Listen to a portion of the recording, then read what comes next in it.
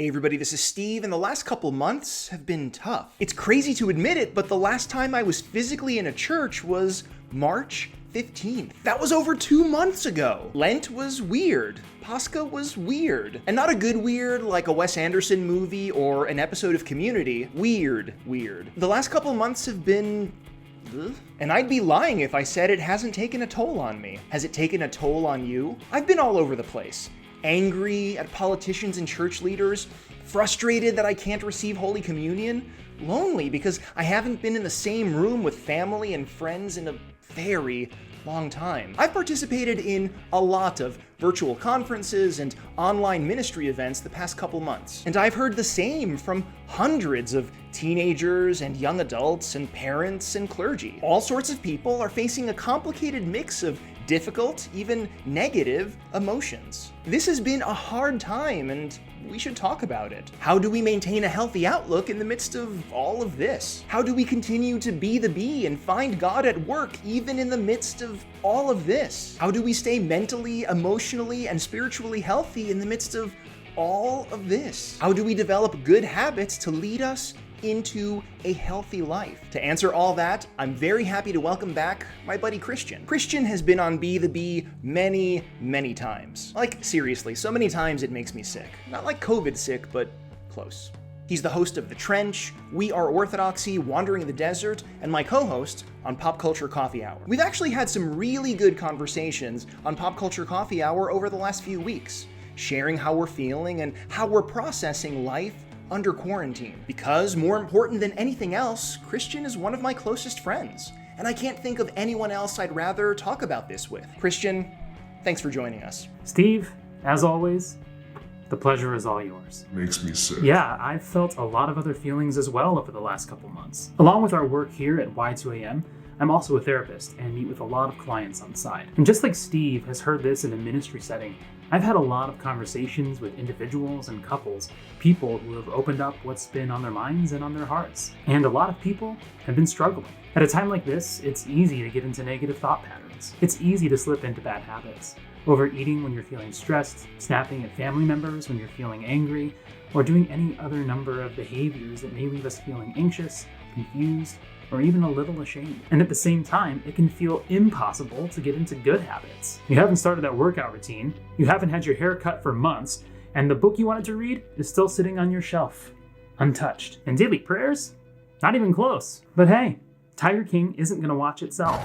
Carol Baskin. So Steve and I wanted to offer you 2 episodes just to try to give you a little help during this crazy time, so you're welcome. We're going to start in this episode by sharing 5 things that maybe you should keep in mind as you work to start good habits in your life. We're going to draw from the things we've learned over the years and from a book we recently came across, The Power of Habit, Why We Do What We Do in Life and Business. And next week, we'll be back to talk about what it means to be a healthy human. So you can take what you've learned about creating good habits and start applying it. Steve, why don't you start us off? Our first piece of advice to develop healthy habits is start small and start easy. All that talk about good and bad habits earlier might have you on edge. If you're not praying at all, how do you start? And if you're watching Netflix 8 hours a day, how do you stop? Both of these things seem impossible. In his book, The Power of Habit, Charles Duhigg suggests that we don't have to bite off more than we can chew. It's something he calls keystone habits. Keystone habits are small habits that tend to lead into bigger ones. Small changes that carry over into other areas of your life. For example,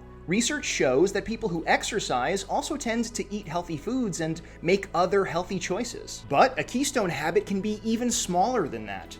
People who simply write down what they eat also make better and healthier choices day to day. Keystone habits are small wins that open the door to bigger wins. And you can understand it by thinking about willpower. Willpower is a muscle. And when that muscle gets stronger thanks to one good habit we're developing, that strength affects other areas of our lives. It's one of the reasons we fast so many times during the year. Saying no to cheeseburgers and pizza for 40 days helps give us the strength to say no to stronger temptations we'll face later on. Fasting helps exercise our willpower in small situations so we can make better choices when it really counts. Fasting can be a sort of keystone habit in our spiritual lives. The thing to remember here is that when you're thinking about how to change bad habits or create new healthy ones, you don't need to jump into the deep end of the pool, because a small change can open the door to a bigger change. So the first thing to remember when creating a new healthy habit is to start small and start easy. Our second bit of advice to develop healthy habits is come up with solutions to problems ahead of time. We all know how excited we can get when we commit to a new habit. It can be a new prayer rule, or an exercise routine, or a study plan. It's the excitement that people get at the start of a new year when they make big resolutions about all the big changes they're going to make in their lives. And things might go well for a while, but then you oversleep and don't go on your early morning run, or stay out too late and don't say your prayers before you go to bed. And your new habit comes crashing down. Charles Duhigg writes about a Scottish study that tracked how people recovered after a surgery. After something like knee surgery, the key is to keep moving so the body can recover. The problem is that moving after surgery can be really painful. So a lot of patients, especially older ones, stay in bed and don't recover as quickly as they could. This Scottish study found that after their surgery, people who wrote down their goals began walking almost twice as fast as those who didn't write down their goals. They got in and out of chairs without assistance almost 3 times as fast as those who didn't write down their goals. But the difference maker wasn't simply in writing things down. Those patients also tended to focus on ways that they could handle specific moments of pain. Something like going to the bathroom at night or needing to walk to the bus stop. They thought about how they would deal with obstacles ahead of time. That made it easier to deal with the pain in the moment, because they already had a plan to deal with it. So when you're working on a new habit, it's important to be honest with yourself. You're gonna oversleep one morning and not have time for your morning run. You're gonna make dinner plans that keep you out too late and possibly make you too tired to pray before bed.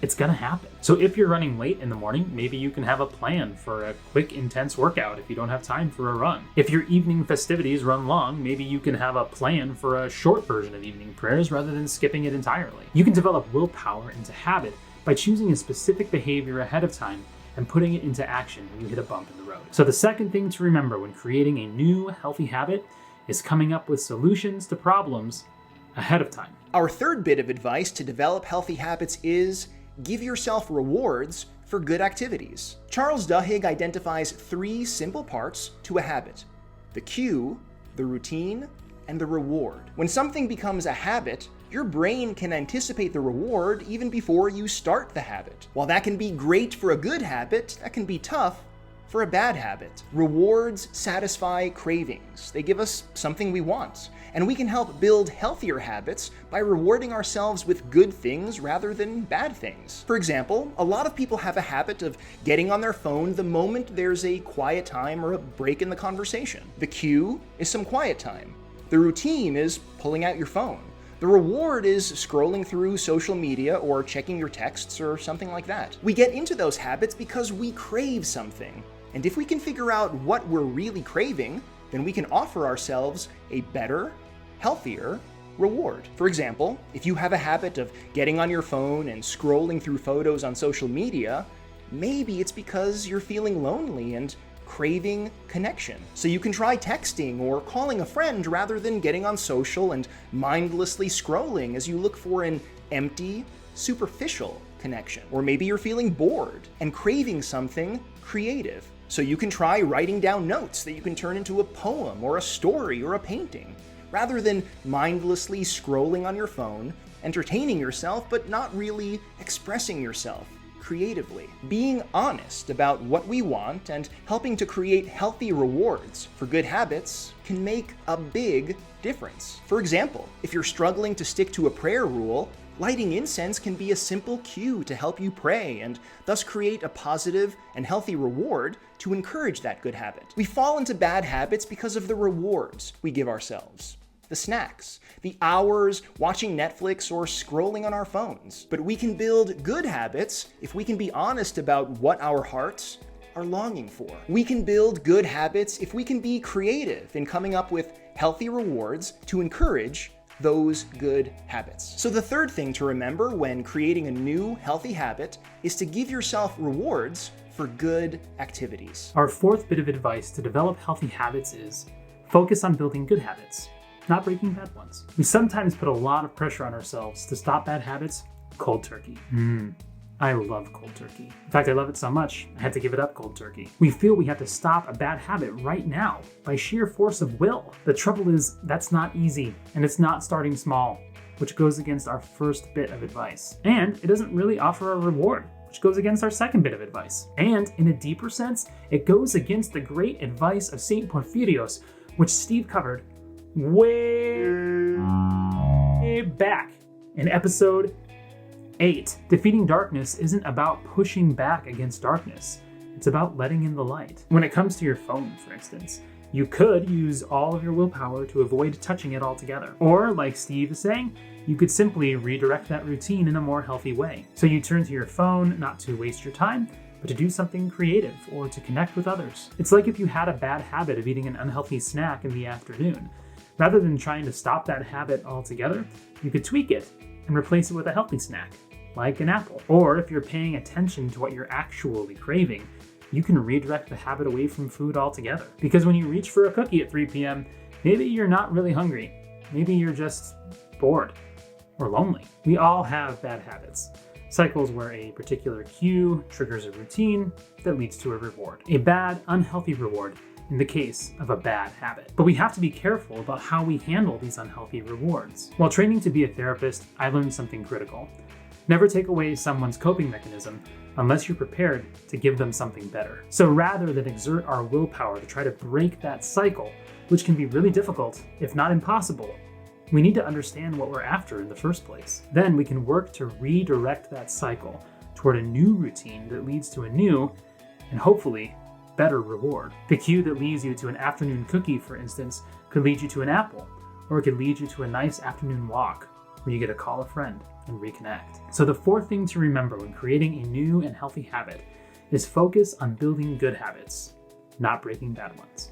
And finally, our fifth bit of advice to develop healthy habits is to believe you can do better. We all face moments where our bad habits just seem too big and too hard to break. We all face moments where good habits just seem too big and too hard to start. This is another important element that Charles Duhigg explores in his book.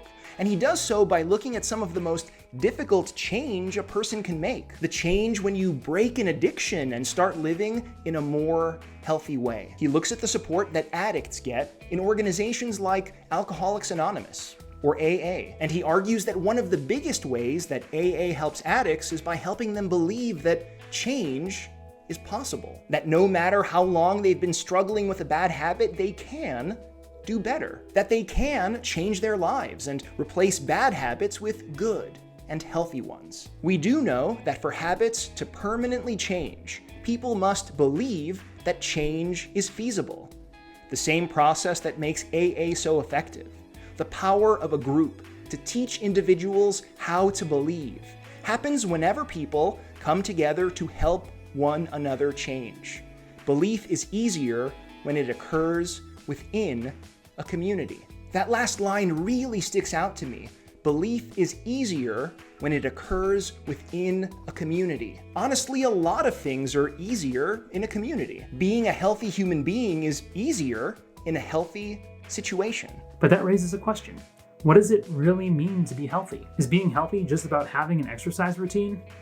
I hope not, because I'm pretty out of luck. Steve and I wanted to get things rolling by exploring how we could develop good habits. And next week, we'll be back to get a little deeper into the kinds of habits we should be developing in our lives, the kinds of practices that will lead us to be healthy human beings.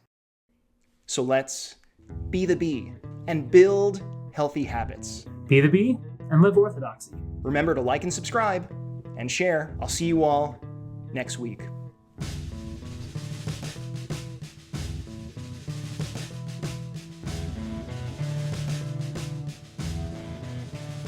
Remember to subscribe to our channel and click on the little bell so you never miss an episode. And share this video with your friends and family as we all make our way to the Lord together. Thanks for watching, and God bless you.